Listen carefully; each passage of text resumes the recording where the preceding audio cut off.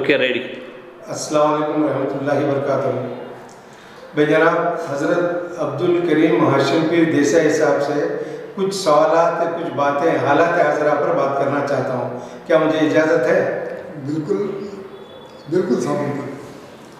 सबसे पहले ये कि आपकी पार्टी जो नौरंग कांग्रेस है, उससे अब तक मैं समझता हूँ कितने कैंडिडेट को आप है ना बी फार्म इशू किए हैं? देखो, मैं अब तक एक बी फार्म या 2 बी फार्म आपके हाथों दिया और 1-2 बी फार्म हमारे मीर हाजी इकबाल साहब के हाथों दिया। 4 बी फार्म मैं दे चुका हूँ, लेकिन हालात हाजिरा को और मेरे अपने भाइयों को, उनके जज्बात को मद्देनज़र रखकर जो बी फार्म मैं दिया हूँ वो वापस लेना चाह रहा हूँ। उसकी वजह बता रहा हूँ। पहले सबसे पहले मैं बेलगाम नॉर्थ का बी फार्म वापस ले रहा हूँ। उसकी वजह यह है कि वहाँ कांग्रेस पार्टी मुसलमान को टिकट दी है। हम मुसलमान को दिए हैं, वो हम पर मेहरबानी करके वो किसी और दूसरे मज़हब को देना था, लेकिन वो शरारत तौर पर हमारा कैंडिडेट भी नहीं जीते, अपना कैंडिडेट भी नहीं जीते, इस तरह से वो मुसलमान को हम टिकट दी है। जब मुसलमान को टिकट दिए तो वो शरारत करे, तो मैं शरारत करने के मूड में नहीं हूँ। इसलिए मैं क्या किया हूँ, मैं नासिर अहमद को बी फार्म वापस लिया हूँ। नंबर 2, कलगट्टी में महबूब अली, मोहम्मद अली बुढ़न खान, इनको जो है वहाँ भी मैं बी फार्म वापस लिया हूँ, ताकि क्योंकि वहाँ के जो मेरे अपने भाई हैं, मेरे चाहने वाले हैं, वो लोग जो है भाई साहब आप अगर दें तो यहाँ के वोट तकसीम हो जाएंगे, इसलिए कैसा करेंगे। तो मैं बोला तुम कैसा करना चाहते हो? नहीं, तुम्हें वापस ले लो। तो वो मैं वहाँ भी वापस लिया। अब रही तीसरी बात, कनकगिरी में वहाँ एक रिजर्व है, वो रिजर्व का जो है अभी पेंडिंग है। सर्वज्ञ नगर में पेंडिंग है। ये 2 फार्म जो है पेंडिंग है। अगर वहाँ भी कांग्रेस शरारतन तौर पर मुसलमान को दी तो मैं वो भी वापस लेता हूँ, क्योंकि मेरे अपने भाइयों का दिल का एहतराम करता हूँ। ये करना मुझे ज़रूरी है। आज के हालात में बहुत कुछ हालात बदले हैं। उसी वक्त दूसरा जो है, आप जो पूछना चाहते हैं पूछ सकते हैं। और एक अहम बात यह है कि खासकर इलेक्शन में रियासती सतह पर जो इलेक्शन हो रहा है कर्नाटका का, उसमें क्या हमारे कुछ कैंडिडेट्स हैं वो क्या जीतेंगे, जीतने के बाद माइनॉरिटी के काम के लिए काबिल रहेंगे। मिसाल के तौर पे 1-2 मिसाल मैं आपको देना चाहता हूँ। मेरा किसी पार्टी से भी कोई ताल्लुक़ नहीं है, फिर भी हुकूमत कांग्रेस की बनती है ऐसा सोच रहे थे, मगर आज जो हालात हुए हैं, बीजेपी वाले इस तरह से पासा पलट कर लोगों को इधर से उधर रद्दोबदल किए हैं। मिसाल के तौर पे आर अशोक को 2 जगह टिकट दिए थे। ऐसे में वहाँ पर आर अशोक के सामने DK शिव कुमार है, एक जगह जो है खुद आर अशोक है, दूसरी जगह मैं तुम्हारी बात को समझा। देखो, बीजेपी जो है सब स्वामियों को अपने भरोसे में लिए, पूरे जितने भी स्वामी हैं उनको तमाम को अपने भरोसे में लिए, स्टेट लेवल के भी, नेशनल लेवल के। अच्छा। तो खासकर कर्नाटका में हर मजहब के स्वामी जो हैं बीजेपी की इज्जत करते हैं और मोदी जी को खासकर मानते हैं, और मोदी जी भी उनकी बहुत इज्जत करते हैं। ऐसे हालात में उनका जो फार्मूला है वो सोच समझकर बनाए हैं। तो यहाँ वक्तलिया समाज के जो नेता हैं, धर्म गुरु हैं, वो निर्मलानंद स्वामी जी, वो DK शिव कुमार को भी चाहते हैं, आर अशोक को भी चाहते हैं। ऐसे वक्त में आर अशोक को 2 तरफ टिकट दिए हैं। वजह ये कि एक तरफ DK शिव कुमार जीते और दूसरी तरफ आर अशोक जीते। तो नाम के वास्ते जो है कनकपुरा को आर अशोक को ठहरा करें, मुझे ऐसा लग रहा है। उसी वक्त में सोमन्ना को चामराजनगर से भी दिया है, वरुणा से भी दिया है।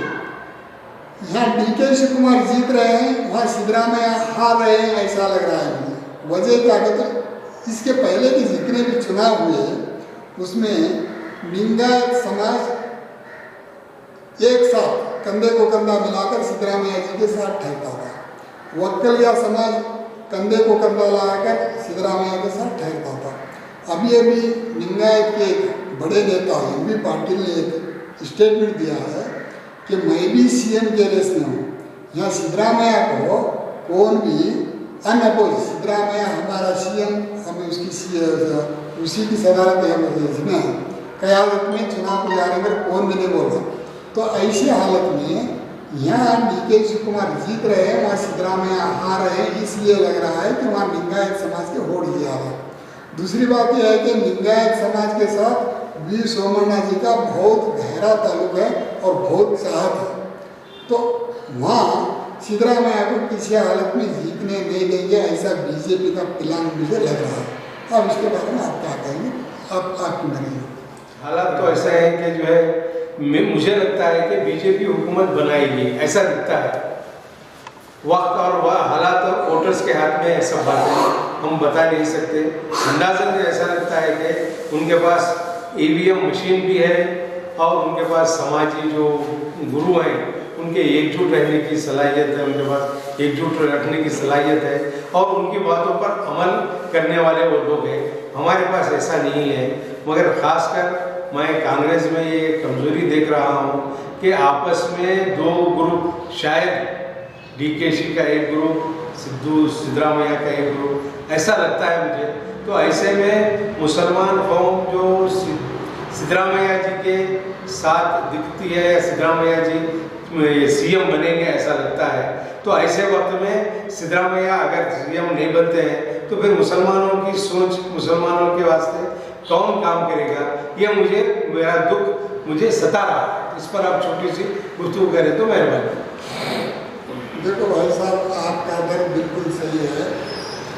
कांग्रेस गवर्नमेंट आने के बाद कौन भी CM बने आपको खतरा नहीं है।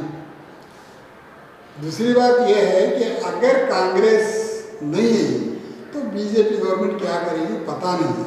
ये दोनों बातें साफ कर रहा हूँ। लेकिन आज के हालात देखो, मैं पते की बात बता रहा हूँ, जालिम का जुल्म अगर हद से ज़्यादा हुआ तो अल्लाह मियाँ का निज़ाम है कि उसके बेटे को उसका दुश्मन बनाता। आज ना कांग्रेस में इत्तेहाद है, ना बीजेपी में है, ना JDS में है, ना ही दूसरे पार्टियों में। यहाँ तक कि आम आदमी पार्टी में 3-13 नंबर होगा।